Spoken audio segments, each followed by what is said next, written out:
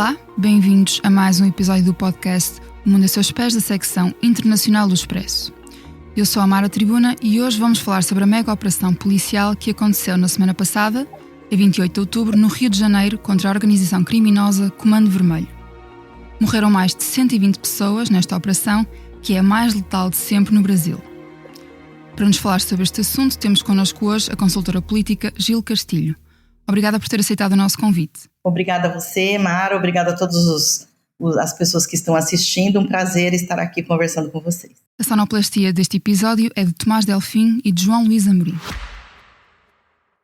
O Expresso tem uma nova subscrição que lhe dá acesso completo ao The New York Times, com atualidade, jogos, culinária e muito mais. E ainda aos conteúdos exclusivos da SIC Notícias, incluindo o Direto Vertical, a nova e inovadora emissão que se adapta ao seu smartphone. Subscreva em expresso.pt/digital. Expresso. Liberdade para pensar.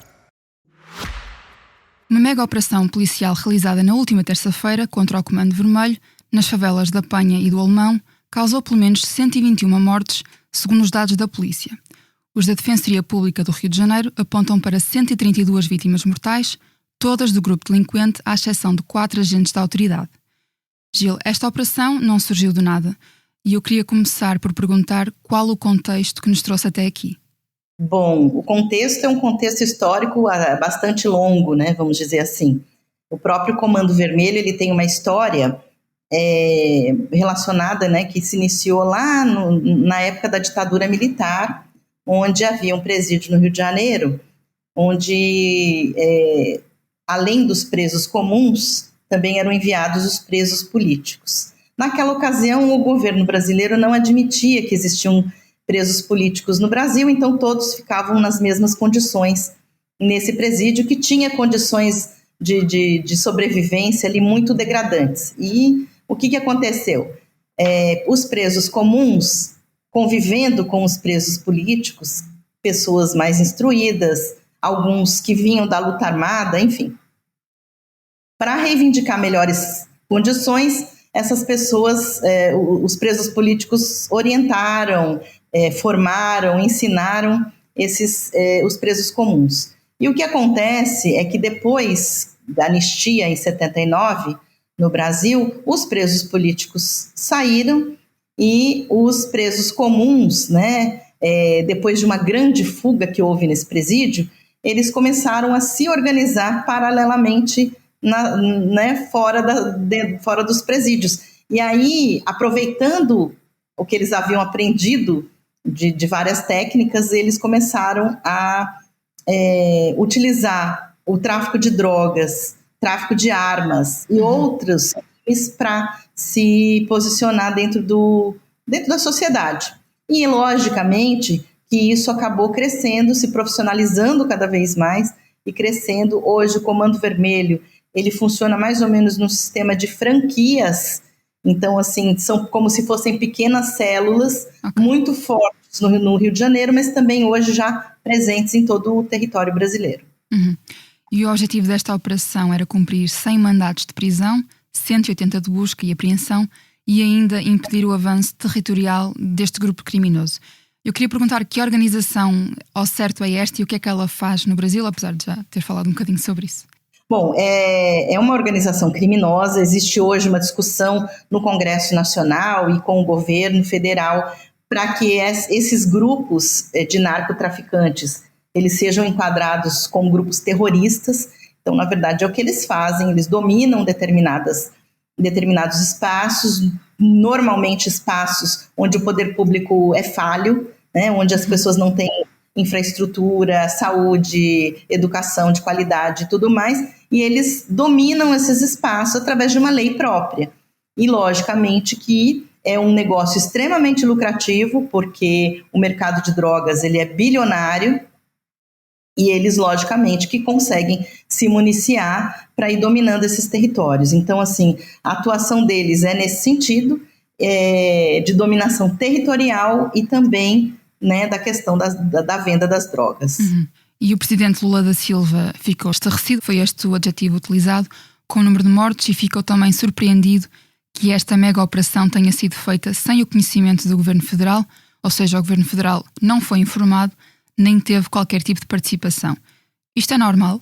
Não, isso não é normal, é um caso assim praticamente sem precedentes, porque numa uma outra ocasião, há 15 anos, se não me engano, onde houve uma grande operação policial nas favelas do Rio de Janeiro, houve sim uma cooperação entre o governo federal e o governo municipal. O que acontece, o governo estadual, o que aconteceu dessa vez é que a guerra de narrativas que existe hoje no Brasil, dessa polarização entre direita e esquerda, ela se agravou e, logicamente, que essas ações elas também têm ganhado esses contornos dessas guerras narrativas. Então, o próprio governador Cláudio Castro diz que acionou o governo federal por 3 vezes para que tivesse o apoio do Exército, da Marinha, enfim.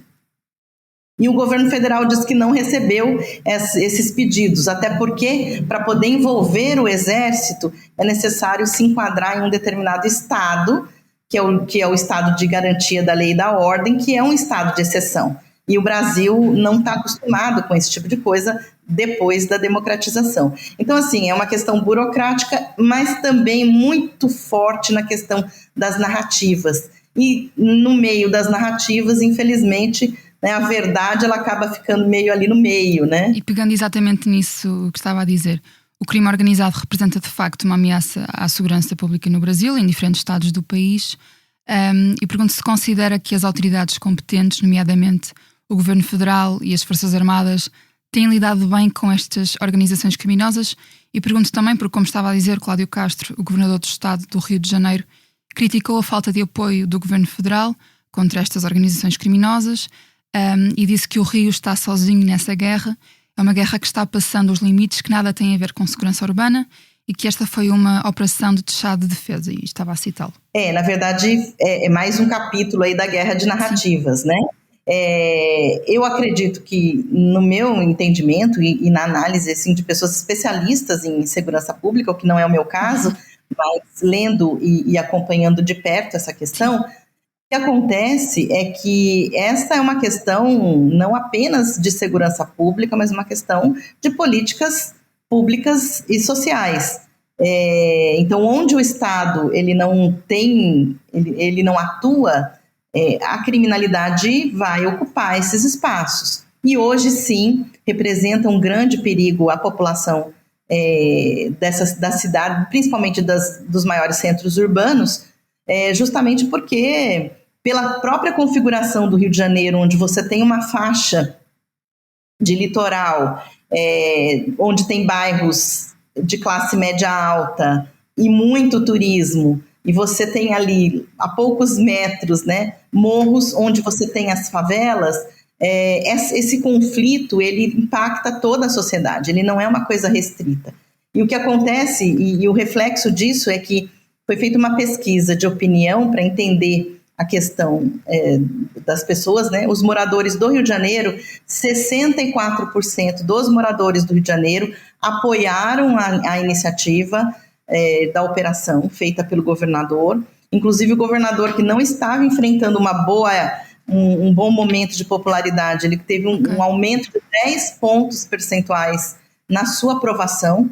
E então isso mostra, né, uma operação que não dá para dizer que foi uma operação exitosa, porque houve mortes, mas isso não vai impactar na contenção do crime organizado, até porque o principal alvo, que seria o comandante do Comando Vermelho ali na região, não foi pego, e mesmo assim as pessoas se sentem mais seguras quando o Estado age dessa maneira truculenta, porque realmente chegou num limite. As pessoas estão no limite da normalidade, né, de ter que conviver com o crime organizado tão próximo. Percebo.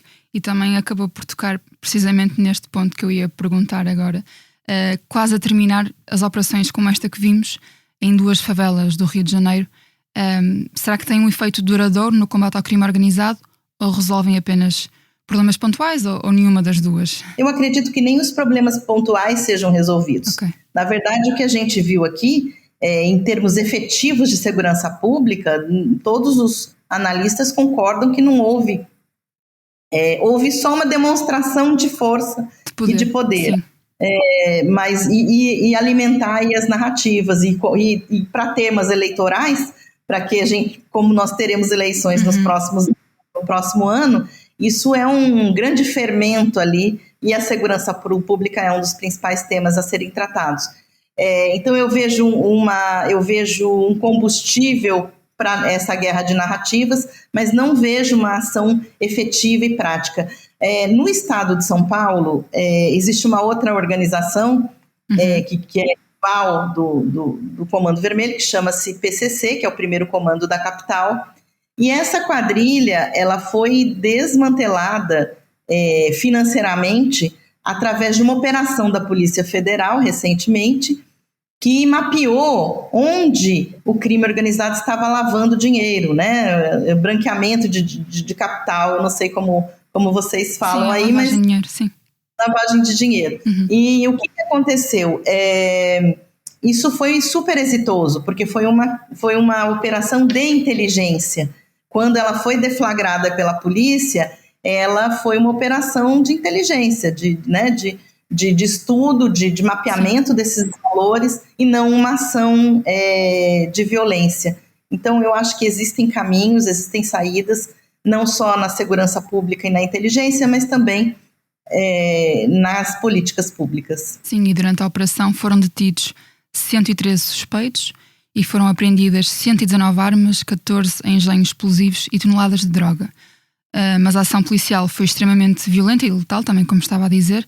Houve mais mortes do que membros do Comando Vermelho detidos e houve ainda 2 polícias e 2 militares que morreram nos confrontos. No entanto, o secretário de Segurança Pública do Rio de Janeiro, Víctor Santos, defendeu esta operação, que teve danos colaterais muito pequenos, estou a citar, e disse também que as vítimas mortais eram apenas os 4 inocentes que foram baleados, ou seja, os 4 agentes que morreram. Gil, pergunto por último se aos olhos dos governos estaduais são necessárias ações tão violentas e letais como esta para combater o crime organizado. Eu acho que se nós tivéssemos hoje um trabalho em conjunto das forças de segurança dos estados com as forças de segurança do governo federal, que todos conseguissem sentar-se em volta de uma mesa e debater ações inteligentes para essas ações, eventualmente até algumas ações mais violentas acontecessem, mas ela teria um objetivo, ela teria uma finalidade, ela teria um planejamento e uma organização. Essas ações isoladas, elas na verdade só alimentam essas teorias de conspiração, essas narrativas, mas elas não resolvem de fato o problema. E eu acho que é isso que passou já da hora, né? Quando nós tivemos aqui em 88 a Assembleia Constituinte para a nova Constituição depois da abertura democrática, falava-se muito de que se nós não investíssemos, principalmente na primeira infância, nós teríamos um grande problema nos próximos 20 anos. O que acontece é que se passaram 40 anos Exato. E essas políticas públicas não foram implantadas. Então, é uma questão de longo prazo. Eu não vejo uma solução aí a médio e curto prazo. Muito obrigada, Gil Castilho, por ter aceitado o nosso convite, e obrigada também ao Tomás Delfim e ao João Luís Amorim pela edição técnica. Na próxima segunda-feira haverá outro episódio do Mundo a Seus Pés com outros protagonistas e assuntos. Até lá!